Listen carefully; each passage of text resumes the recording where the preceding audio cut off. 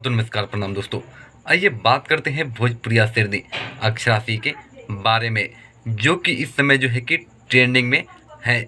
आपको बता दें कि अक्षराशी का एक बहुत ही ज़बरदस्त एवं बहुत ही अच्छा सॉन्ग लौंग इलायची, जो कि भोजपुरी में रीमेक किया गया है और भोजपुरी में गाकर जो है कि वो और भी नाम अपनी ऊंची कर ली है।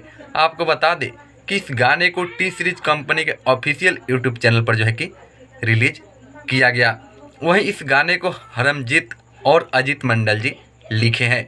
वहीं इस गाने में विनय विनायक जी बहुत ही अच्छे म्यूजिक दिए हैं और इस गाने को अक्षराशी गाकर जो है कि और भी ज़बरदस्त बना दी है।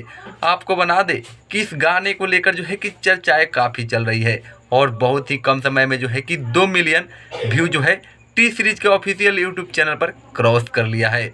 आपको बता दें कि ये गाना जो है अभी 9 नंबर पर जो है कि ट्रेंडिंग सेक्शन में ट्रेंड कर रहा है। इससे जो है कि ऊंची बात क्या हो सकती है भोजपुरी के लिए।